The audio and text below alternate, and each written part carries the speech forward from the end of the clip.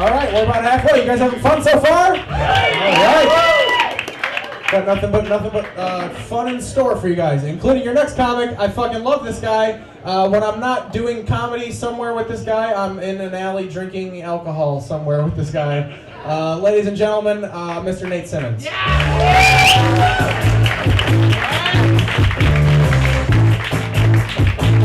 One more time for Keith Pazel, everybody. There we go, he's done it, man. Guys, it is a pleasure to be at a bar, getting drunk yet again. This is real great, keeping that status quo alive. Bars are a beautiful place, but personally they're way too expensive. For me, I know in my heart of hearts, I'm the man of a house party. House party is a much better fiscal decision. You go to a bar, you drop like $30, $35. You go to a house party, you bring your own six-pack, and then you leave with a stack of somebody's DVDs. That's a much better choice. You come out ahead. I got 17 copies of the movie House Party, and I've never even seen it. They're just trophies in my trophy case, which is actually just my dresser. It's the best. I mean, if you're not having a bad time at a good time at a house party, you don't cause a ruckus. You just go into the bathroom and throw all the shampoo out the window. And then you drink the beer for a little longer, and then Alley Cat collects his bounty. That's how it's done. I have not paid for hair care in decades. This mane has been easy to maintain.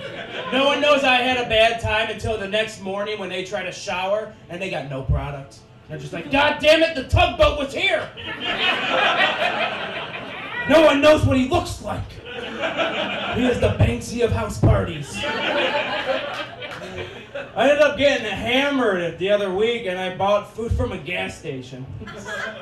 Broke my promise not to eat out this year, but you know, here I am going against my own word. I walked in and I perused their aisles. And that's when I came toe-to-toe with a $1 pot pie. Microwavable. And I said, I believe in love at first sight. I took it, brought it to the register. The man at the register looked at me and just said, is this going to be all for your purchases this morning, sir? I was like, you just said morning, and I'm buying a frozen pot pie with a sock full of nickels. There's really no need to call me sir.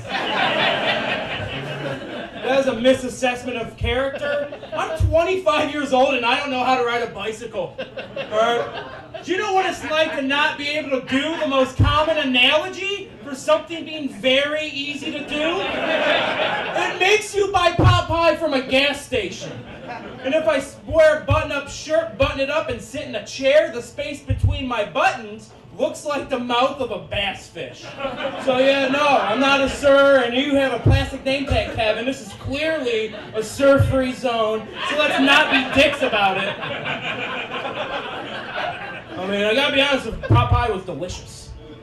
I followed the directions, said place in a microwave on a paper plate for 1 minute, and that gave me the heebie-jeebies, because somehow these pot pie people know I don't own glass plates. At that point, I was getting paranoid, man. I was like, this place is bugged! And I just started ripping out the drywall. The fees are going to be up the ass. Oh, God. They got a whole file on me, these pot pie people. I'm saying Omaha, Nebraska. No one ever suspects Omaha. It just reads, Nate Simmons can't ride a bicycle, and his favorite song's the Monster Mash. He sings that every morning, every shower. And you know what? If you don't like the Monster Mash, you can get out my canoe, because you're not invited anymore. That's a great song! The Monster Mash starts off, they talk about the werewolf, and I'm on board. What comes next? Dracula. I'm putting a seatbelt on because I don't know where this rickety ride is going to take me. Right? There's loop-de-loops. I know it.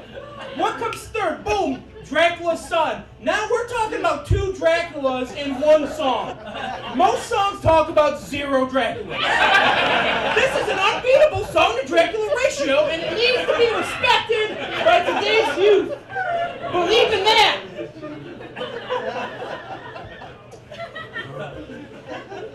I have a dad, was an athlete, got old, so now he's an old man athlete, strict to the bowling alleys and the golf courses. He's an amazing bowler. Donnie Simmons, It was great. My father has a 300 game. That is impressive. He got a ring that says 300. He got a jacket that says Donnie 300. So if he walks into a room, people couldn't look at him and be like, that man accomplished his dreams. It's amazing to get a 300 game because you got to get 13 strikes in a row. All right, by that 12th strike, everyone's looking at you. The whole bowling alley's breathing down your neck, seeing if you're going to choke. And it's hard to get a strike when you have 100 people surrounding you and everyone's name is Wolf. That's a feat. I mean, if you go into a bowling alley, it's full of wolves. I walked into a bowling alley in Detroit, Michigan and said, "Ow, what's the business, Wolf?" And I felt the breeze of 1,000 ponytails whipping in my direction. I mean, I got knocked off my feet. I last minute grabbed that jukebox, but yo, no, you're not getting me out the doors. And it didn't stop until I pressed E7, which was Bob Seger's Against the Wind. The only song that could calm the storm. And if your name's Wolf, you have a ponytail because that's the one thing you did not lose in your divorce. Alright? I mean, the lady, goddamn Bertha, she took the truck. God knows when you'll see the kids again, so what are you going to do, Wolf? You're going to buy a base, throw it out, and heal the wounds, brother. That's all you can do.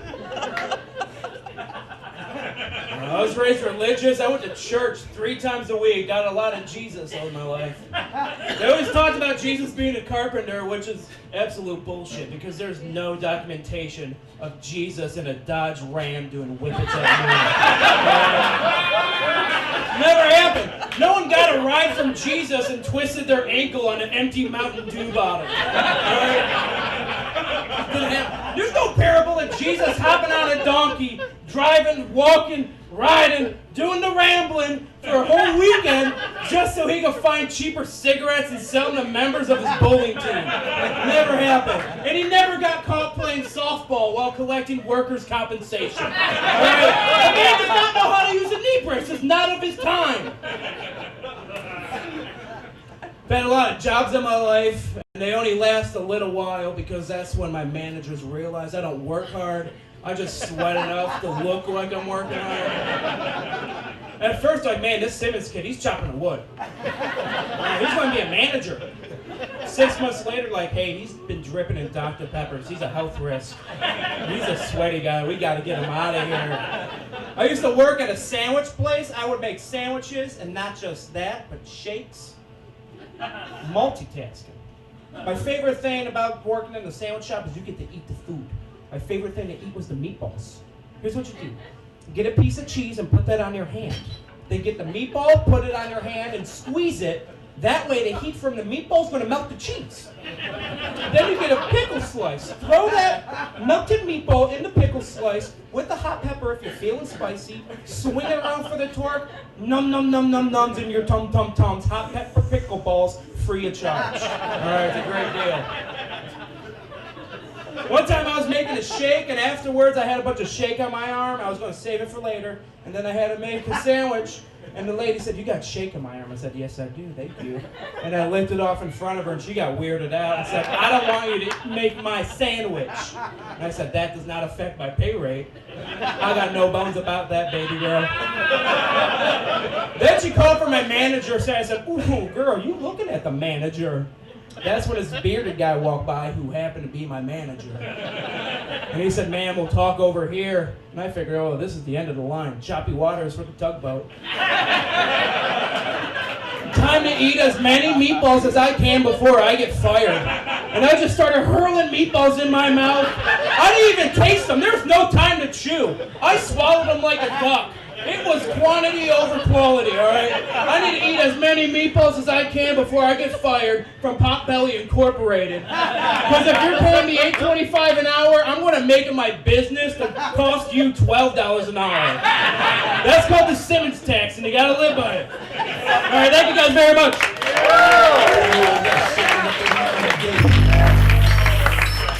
Nate Simmons! Keep it going for Nate Simmons. Oh my God, I love him.